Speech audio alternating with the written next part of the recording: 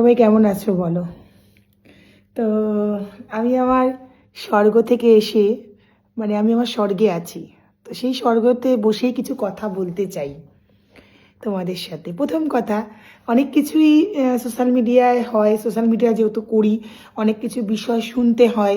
অনেক কিছু শুনে এতটা দূর এসেছি, আরও জীবনে চলতে গেলে প্রতিটা মুহূর্তে শুনতে হবে। কিন্তু এখন যেটা বুঝলাম, আমার যদি জীবনে কোনো কষ্ট হয়, আমি যদি মনে করি যে আমার আর এই জীবনটা রাখতে ইচ্ছা করছে না, যেটা হয় প্রচুর ডিপ্রেশন, প্রচুর মেন্টাল প্রেশার থেকে যখন মানুষ কোনো খারাপ ডিসিশান বা কিছু মনে হয় করতে করে ফেলে, সেইটা অন্তত যারা আমরা ফেসবুক করি, যারা সোশ্যাল মিডিয়ার সাথে জড়িত, সেই সব মানুষজনরা কোনো দিন ডিপ্রেশনে যেতে পারবে না।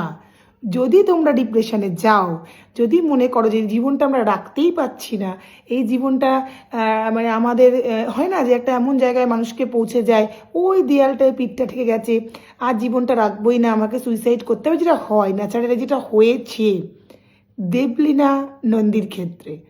ঠিক আছে, আমাদের সকলের প্রিয় দেবলীনা দিদির ক্ষেত্রে।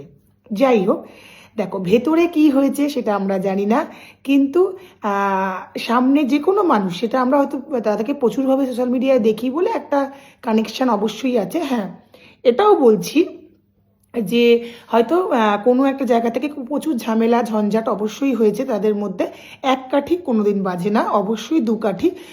যদি যে ঝামেলাটা হয়েছে হয়তো অপোজিট পার্টির 50% দোষ, দিদির 50% দোষ, বা অপোজিটের 70%, দিদির 30%, মেবি এদিকে 70, যেটা হোক ন্যাচারালি হয়েছে, বা যে কোনো কারণ থেকে প্রচুর ডিপ্রেশনে না গেলে মানুষ এরকম কাণ্ড করে না।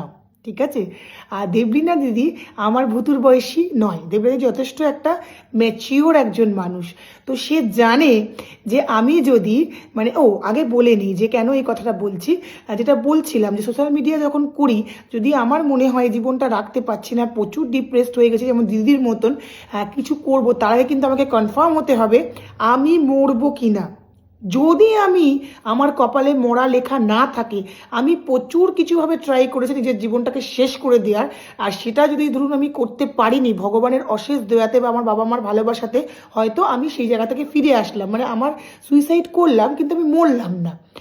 এইটা যদি যদি আমি না মরি, তাহলে কিন্তু খুব বড় সমস্যা হয়ে যাবে, কারণ আমরা সোশ্যাল মিডিয়া করি। যদি তুমি মনে করো আমি মরবো, তাহলে তোমাকে পুরোটা ডিসিশন পুরো গুছিয়ে যদি বেঁচে যাও কোনো কারণে, সেই বেঁচে যাওয়া দ্বিতীয় জীবন যদি তুমি ভগবানের দয়াতে পাও, সেই দ্বিতীয় জীবনটা কিন্তু কোনোভাবে রাখা যাবে না, সেখানেও তোমাকে মরতেই হবে, কারণ তুমি সোশ্যাল মিডিয়া করো। আর যদি তুমি না মরতে পারো, তার তুমি কিন্তু নাটক করেছো একদম। যেহেতু সোশ্যাল মিডিয়ায় করো, তাই সিম্প্যাথি অর্জন করার জন্য নাটক করেছো। কি ঠিক বললাম তো না? যেমন দেবলীনা দিদি করেছে। দেবলীনা দিদি তো একদম ইনম্যাচিওর, তো ছোট বাচ্চা।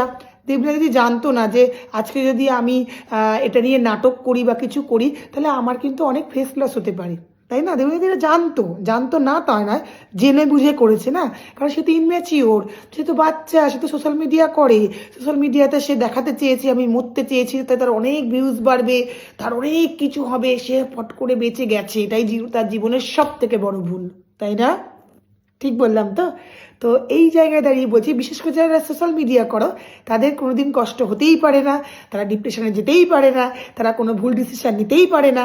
হ্যাঁ, আর যদি ভুল ডিসিশান নেওয়ার পরেও যদি তারা বেঁচে যায়, সেটা তো তাদের জীবনের সব থেকে বড় অন্যায়, যেটা দেবলীনা দিদি করে ফেলেছে। দেবলীনা দিদি বেঁচে গেছে, আর দেবলীনা দিদি কেন করেছে? সোশ্যাল মিডিয়া করে বলে, সেখান থেকে সিম্প্যাথি নেওয়ার জন্য, তাই না? আরে রে ভগবান, কোন যুগে বাস করছি! এই জন্যই তো আমাদের এই অবস্থা, কি তাই না? তো যারা যারা এরকম ভাবছো, যারা যারা বলছো, যারা চারদিকে যারা শুনছি, তাদেরকে বলি সোশ্যাল মিডিয়াটা দিয়ে সব কিছু চলে না। ঠিক আছে, সোশ্যাল মিডিয়ায় সিম্প্যাথি অর্জন করবে, বা যদি একটা ছোট বাচ্চা এই কাজগুলো করে তাহলে ঠিক আছে, কিন্তু একটা ম্যাচিওর বা একটা কি বলবো, যে কোনো মানুষই এই রকম ধরনের কাজ করে সোশ্যাল মিডিয়া থেকে লাইক কমেন্ট শেয়ার আর সিম্প্যাথি অর্জন করার জন্য এই ধরনের কাজ করবে বলে আমার মনে হয় না। সেই রকম বোকা কেউই নয়, সে জানে যেটা করলে তার কি হবে। তো যাই হোক, সেকেন্ড পার্টটা নাই, একটু অপেক্ষা করো, সেকেন্ড পার্টে আরও কিছু ঝলক আছে। তো যদি মনে করো সেকেন্ড পার্টটা তোমরা চাও, অবশ্যই কমেন্টে জানিও। কিন্তু একটাই লাস্টে বলবো, যদি মনে করো যারা সোশ্যাল মিডিয়া করো যে এই জীবনটা তোমরা রাখবে না, তাহলে কিন্তু খুব ভেবে চিন্তে যখন কিছু মনে করবে, ডিসিশন নেবে খারাপ কিছু নিজের জীবনটাকে শেষ করে দেওয়ার জন্য, একদম এমনভাবে দেবে যেন স্বয়ং ভগবানও তোমাদেরকে বাঁচাতে না পারে। আর যদি ভগবানের দয়ায় বেঁচে যাও, তাহলে কিন্তু লাইক কমেন্ট, বাপ রে বাপ, এই লাইক কমেন্টই কিন্তু তোমার একদম জীবনটা শেষ করে দেবে। যাই হোক, দেখতে থাকো সেকেন্ড পার্টের জন্য।